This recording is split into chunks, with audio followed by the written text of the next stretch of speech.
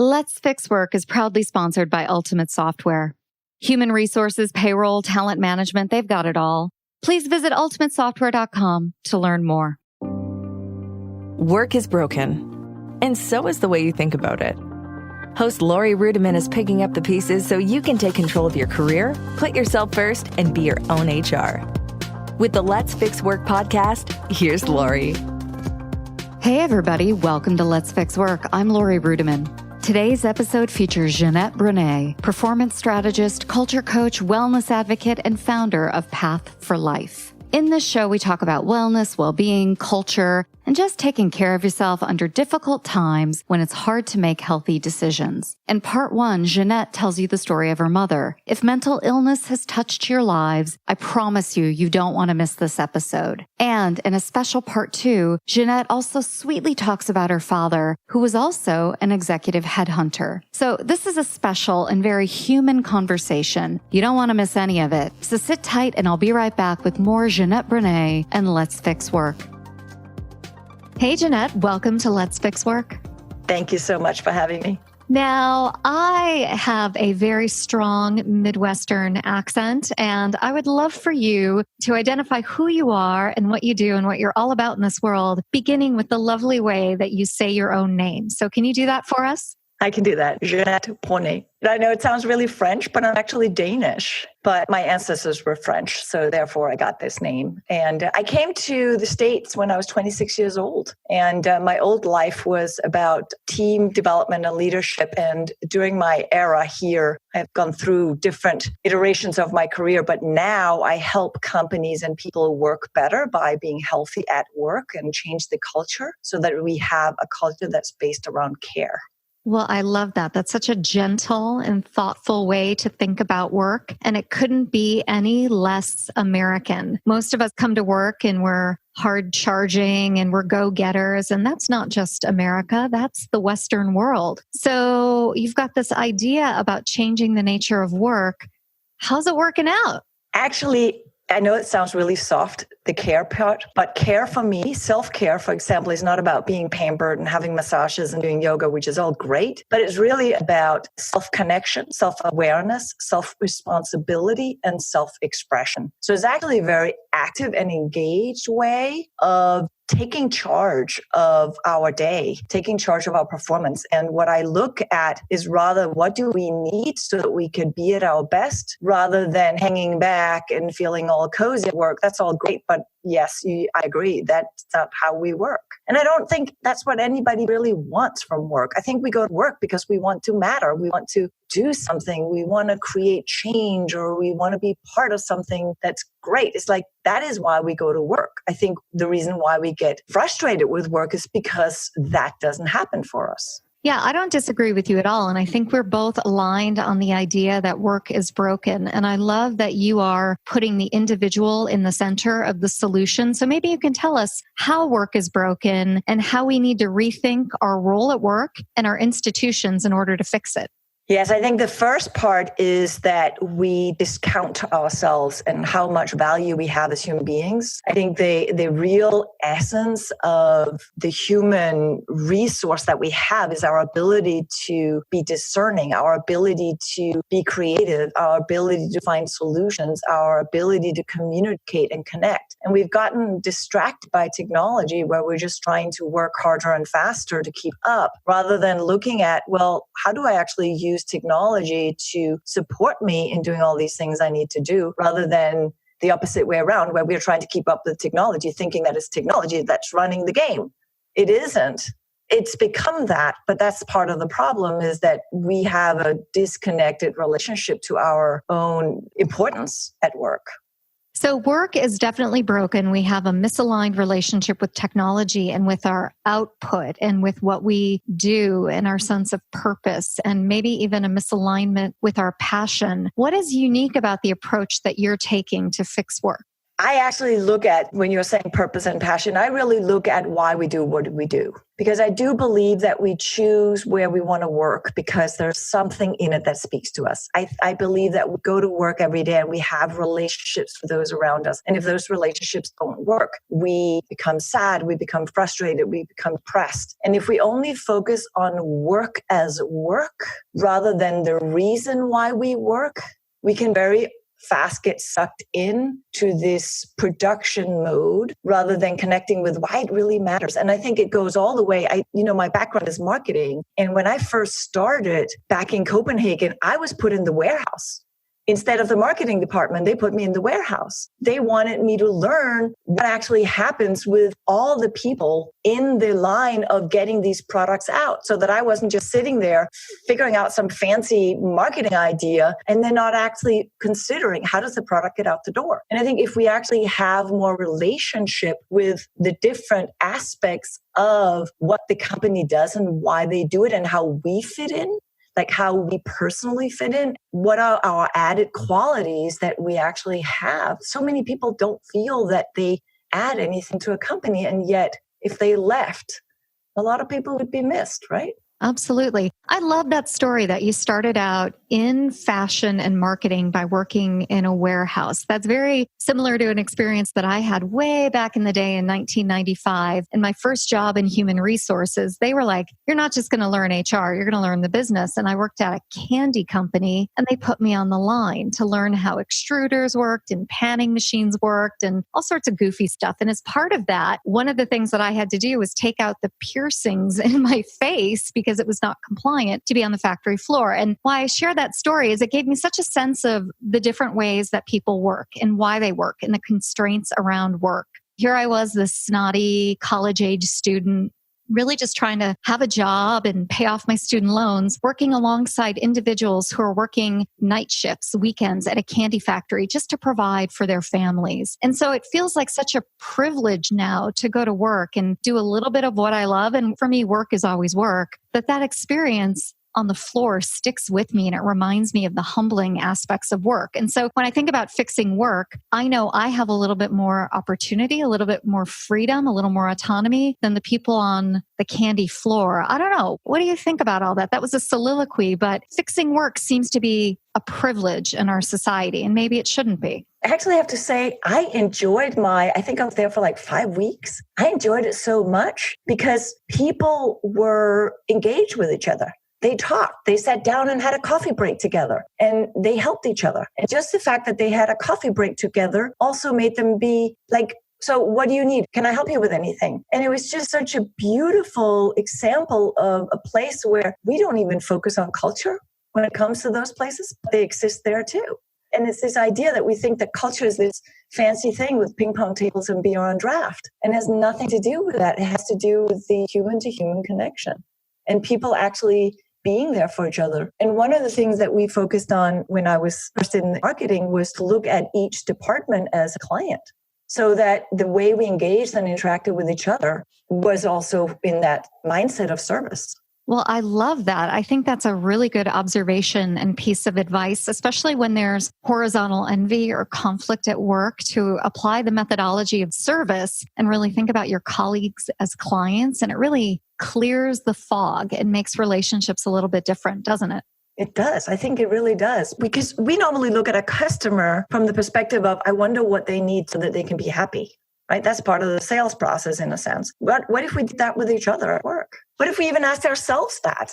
Well, I love where you're going with this, because where you're going with this is really getting to the heart and the sickness and the toxicity at work. And so many of us are angry at our colleagues, angry at ourselves, angry at the world. And for whatever reason we're struggling in this lifetime, we take it and we act it out at work. And I've seen this happen as a human resources professional over and over again. So I wonder, what are your thoughts on what's making us sick at work and how do we overcome it? I think the first step is that we work on survival mode because we don't take care of ourselves all day long. That's just the basic 101, right? We don't drink water. We don't take our meals. And if we do, it's in front of the computer. We don't get our sleep, which is not at work, but still. And this idea that we're not even taking care of our most basic needs at work, that's sort of the first step to burnout. And yet there is so much more that stresses us, right? That's just the first step of stress. And so if we can at least do that, then we're physically able to not be so prone to burning out and being under that kind of a stress. Because when we're under survival stress, our cortisol levels are high, our anxiety is high. We look for what's not working instead of how to solve something. And that means that as it now affects our interaction with other people. It affects how we are as leaders. We don't pause to ask questions. Instead, we tell people what to do. So that sounds so simple, and yet it's so basic, and we don't do it. We talk about emotional intelligence. We talk about leadership skills. We talk about all those things. But if you're working on survival mode, it's very hard to access those skills. Yeah, that's so insightful. What really strikes me about your work is your connection between nutrition and wellness and how we show up at work. And I'm currently working on my second book right now. And in there is a chapter about how I didn't physically take care of myself. And when I would show up at work, boy, you could tell that I was in a weird state of dehydration and either oversugared or undernourished. And it just really manifested itself in some really unhealthy ways. So can you tell me a little bit about your belief in the connection between nutrition and work and what you're doing to advocate for better nutrition? Optimize your business with a Workforce AI Edge powered by Vizier. Make smarter decisions and achieve better outcomes with real-time AI insights delivered to every people leader. Explore more at visier.com. Part of it is that basic survival mode in the sense that we don't even have a routine for taking care of ourselves at work. And the other one, too, is that we are affected by what we eat in terms of our emotions. So it's both our physical energy, our emotional energy, and our mental energy. So if we eat high sugar, our blood sugar goes up and down. So does our mood. So does our energy. So does our attention. So does our focus.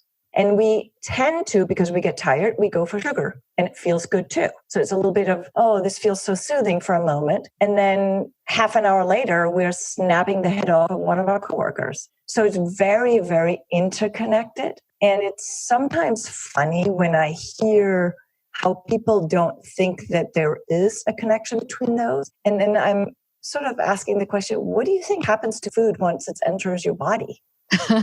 Yes. Like, what do you think we actually do with it? Because it doesn't just fill up our stomach. It feeds every single cell, including our brain cells. You must have sympathy for the person who's dealing with a toxic work environment. And the only thing that feels good is that afternoon Starbucks mocha frappuccino. I know, I was that woman. I was too. And I felt so powerless to affect change in my organization. But you know what I could do? I can go get a Starbucks. Yeah. Oh, felt great. What do you do with a woman like me? I mean, I had to hit rock bottom before I fixed my own life. I mean, I fixed work by fixing myself. How do we get people out of that cycle before they hit rock bottom? Do you have any advice for them or a story?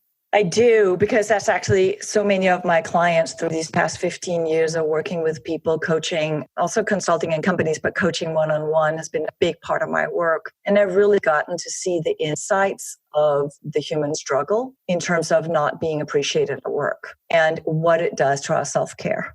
Because we go home and we just crash on the couch, ice cream in hand, whatever it is that happens, and go back to work the next day and we're even worse. So part of it is to see our own ability to create change within our own, how we feel. But it has to start with, it is tough. It is really tough because in that moment, we just want the immediate pleasure because we want to avoid the pain. But in that moment, if we can actually see, that is part of what we do as humans. We automatically try to avoid pain and find pleasure, but it's short-lived. And if we can at least have self-kindness or self-compassion for that moment and say, actually, what I really need right now is take a walk so that I can just get away from this and remind myself that I actually do matter. And that's why when I talk about self-care, the self-connection, self-awareness, self-responsibility, and self-expression is such a big part of building that muscle that helps us see ourselves for what we're really worth, rather than what we believe we're worth, which for most people at work feels like nothing. That really speaks to me. Wow. Jeanette, one of the things that I believe saved my life is mindfulness-based stress reduction. And that act of being mindfulness gave me a moment between my immediate feeling of being picked on or victimized at work a second between that and my actions. So I know you're an advocate of mindfulness. Can you talk a little bit about what it is and the applicability for the American workforce or any workforce, really? I call it, if we could have a corporate culture, a company culture of pausing, what could change? Like if we could all just pause, because one thing is mindfulness, which is to pay attention to our own thoughts and our own feelings, and then choose how to act instead. I actually call it my AAA. If you have a car, you know what AAA is and all the kinds of, it's coming to the rescue. But it's this idea that we first acknowledge how we feel. We accept what the situation is so that we don't get stuck in, oh, I wish it was different. And if only so-and-so hadn't done so-and-so, but actually accept what's going on and where we're at, and then choose how to take action. So doing that is part of mindfulness because it helps us just observe, think, feel, and then choose. And I think that's something we can use anywhere and everywhere, especially at work, but everywhere in our lives. I think the mindfulness is the foundation for having a better life, but also working better, to be honest. Most of the people who come to mindfulness come at it through difficult circumstances. They have been tested. And I know that you have suffered with the impact of mental illness in your family. And I wonder if that experience, if you could tell us a little bit about it, if that experience, that journey has made you more passionate about mindfulness and the pause and nutrition and wellness, or where that really fits in with your journey to improve lives and improve the workforce. Yes, as a teenagers, probably when I first realized how much my mother struggled with mental illness, and she was bipolar and never really got help because there was such a stigma around it that she believed that she would be deemed crazy and she didn't want to be what she said, sent away. And so the understanding, of course, then, we're talking a little ways back here. It was 70s, 80s, and 90s. But in the 70s and the 80s, this was not a conversation anybody was having at all. So there really was something you were hiding. And so as a young kid and as a young adult, I had to figure out how to make her happy, essentially. Felt that was my job. And so what I early on realized was that the way she was thinking and her relationship with herself was what kept digging a bigger and bigger hole for her that she couldn't come back out of. So I always felt it was my job to help her see the other side of the coin, or also see the best in herself. But it's very hard to say to somebody when they're feeling really horrible about themselves, oh, no, you're great. So it wasn't this sort of superficial. It was more the yes, and I know you're feeling this way. And can you also see that you also have these qualities? So I feel like at a very, very young, early age, I became her therapist. She even said that to me sometimes. And what I still do today, and one of my fascinations is about how we both interact with ourselves from the perspective of how we feel, and how much we actually choose unconsciously based on how we feel and how we want to feel. And so if I can help people be more aware of that. And the other is how our thoughts affect how we feel about ourselves and how we see the world. Because the conversation that she always has, which is she wasn't wanted. And after she died early from breast cancer. After she died, I had a conversation with my grandmother about the incident called my mother. And my grandmother was, what are you talking about? I loved her. I wanted her. It wasn't because she wasn't wanted. I wasn't allowed to marry the man that I got pregnant with at the time because of my grandfather. So there was such a sad story behind all of this. And yet my entire life, my mother's entire life, she believes that she was an accident. And her perspective stayed that way because she didn't get the opportunity to ask more questions and actually see if that was true. And so I think that a big part of my work today is to help people ask better questions, really look for the truth rather than looking for what it is we believe is the truth, and really ask both inside but also of each other in a way that's not confrontational. And that's why I call it the right why, because we tend to ask, why is this not working?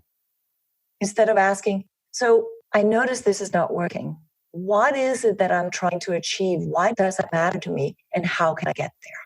So I wonder, Jeanette, with that story that you've told, what impact that has had on your purpose in this world. I can see where you've developed a career to answer some questions and to be a leader, a steward, and to help people through difficult times. But I would imagine that you also have a passion for caregivers as well, being that you were a caregiver. And what I know about the workforce is that there is a majority of women in the workforce right now who are caregivers of both elderly parents and younger children, and they are struggling. They are struggling to thrive. And so I wonder how your message intersects and resonates with that audience. Yes, there's another story. After my mother died and my dad was sick with cancer, I got fired from my job. I was a VP of a fashion company. I got fired because they believed that then I wouldn't have enough time to take care of them if I also had to take care of my dad. That's a big reason why I do what I do as well, is this sense of like, it's not about how much time we spend at work. It's the quality of the work, meaning how we spend our time. And that comes back to what matters to us in life, how we take care of ourselves, because that's how we bring attention with us to work, rather than focusing on what might be some of the problems that we have to deal with. If that is not something we have to hide from our workplace, then it can be integrated. And instead of being preoccupied about what worries we have at home, we can get help in solving them by communicating with other people and just even saying, I'm a little stressed out today. I'm going to need to just go take a break right now because so and so is happening at home. And if that was okay, then there's a good chance we would come back to work with our attention full on, rather than feeling that we have to hide what's really going on.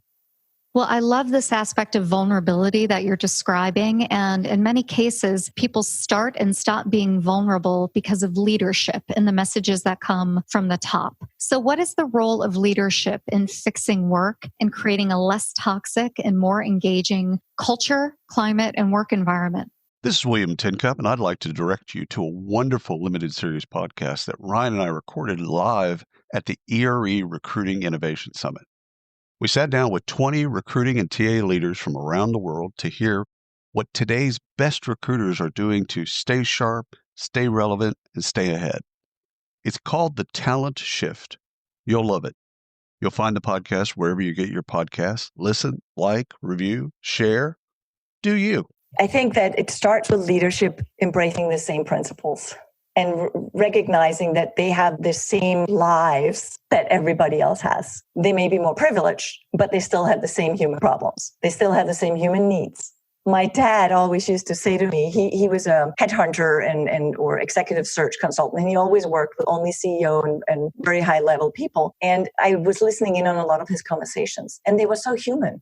They were so human, always. That's how I grew up, listening to these human conversations with people that were top level in their organizations. And he always talked to me about how what they were struggling with was the exactly same struggles that everyone else normally struggles with. And so if we can allow leadership to even, I'm not saying to bring it with them to work and share it with everyone, but I'm talking about it as a place of understanding that we have human needs. And if we don't take care of those human needs, both at work and at home, we are not going to be thriving at our best, partly because we don't take care of ourselves and partly because our attention is distracted.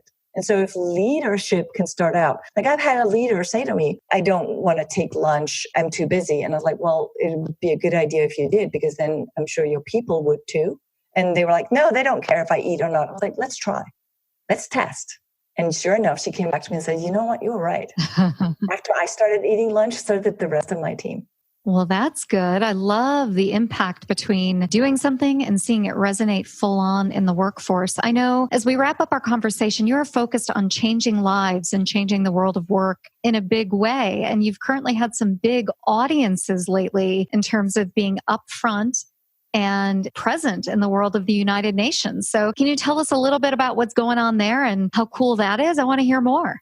Yes, that was really cool. I've been lucky enough to have a couple of TEDx talks out as well. So I was invited to be on a panel at the UN and had not expected that it would have the kind of impact it did. But as I was sitting through the conversations that were happening that day, it was all about people that had taken action to create impact because they cared about something that wasn't working. And I was sitting there getting more and more fired up. My activist soul got on fire. And I was just like, yes, people need this. And even the opening statement that morning was somebody encouraging these young entrepreneurs to remember that self-care was the foundation for succeeding. And I'm sitting there going, yes, I say the same thing. I agree. And I had just absolutely no idea that the whole day would be full of people really looking at how do we create better lives for everyone.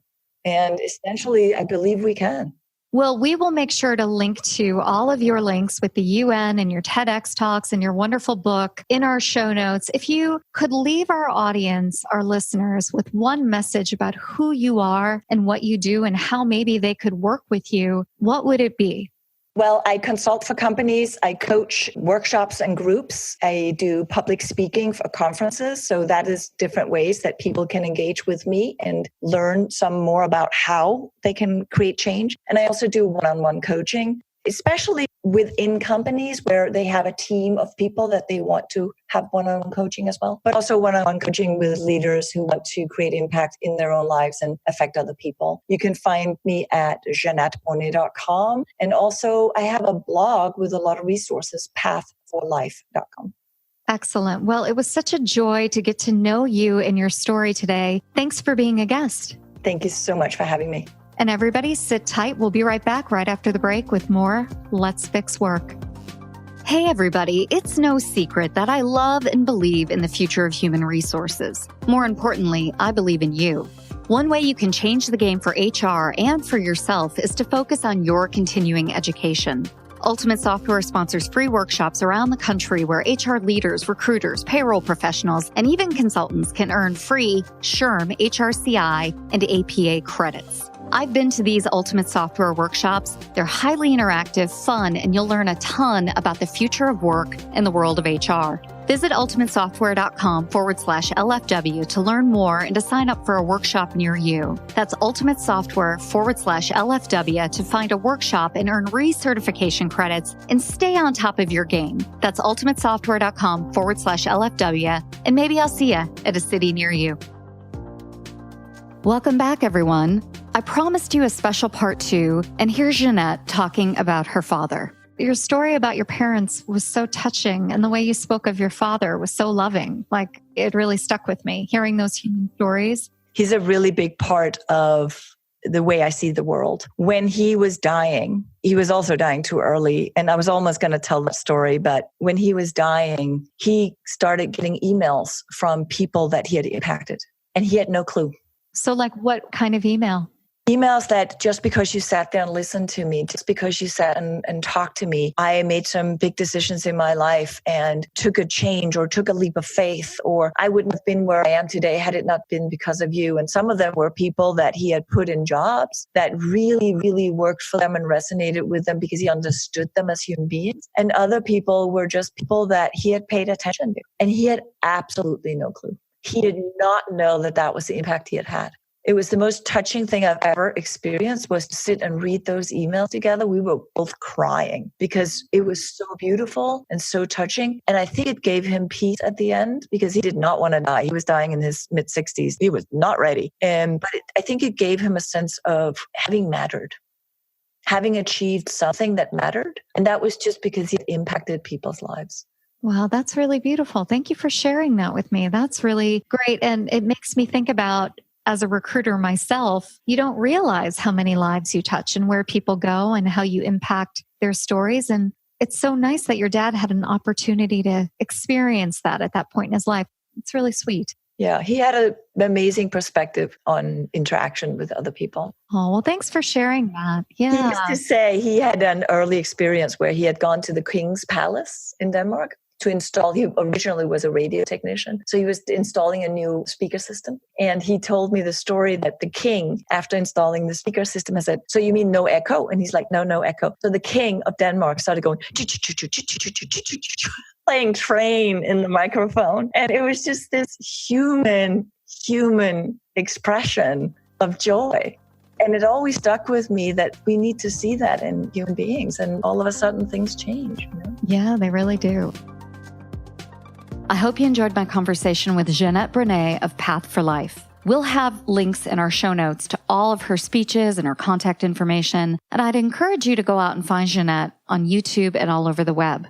As you know, Let's Fix Work is produced by Emerald City Productions. It's produced every week by Danny Osment, and he makes the show sound great. I also want to take a moment and thank Ultimate Software for sponsoring Let's Fix Work. If you are curious about what podcast sponsorship is all about and what's involved in our arrangement, or if you just want free training in HR with certification credits, click on ultimatesoftware.com/LFW to learn more. Now, that's all for today, and I hope you liked it. You can get us regularly delivered to the queue of your podcast platform by subscribing on iTunes, Stitcher, Spotify, or wherever. And that way, I can really see you next week on Let's Fix Work.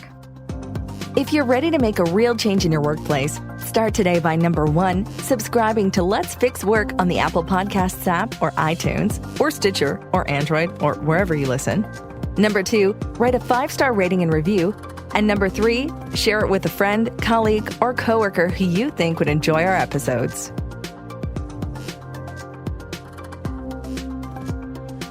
All executives need to be podcasting. Podcasts are the number one way for executives to create an authentic and trusting relationship with employees and potential customers. That's why my producer, Danny Osment, just did a 3-part series on why executives should be podcasting. Want to give your company a brand or a face? Want to connect with current or future employees? Are you interested in pivoting out of your current position and into a new career or personal brand? Well, if you're an executive who is podcast curious, head on over to DannyOsment.com/executives and learn how a podcast builds credibility, how podcasting gives you a leg up against the competition, and how a podcast can power a speaking career and help you write a book. Don't worry about finding the time to listen. Each episode is less than 10 minutes, and Danny has put all 3 episodes in one place. Head on over to DannyOsment.com/executives to listen and find more resources. That's DannyOsment.com/executives.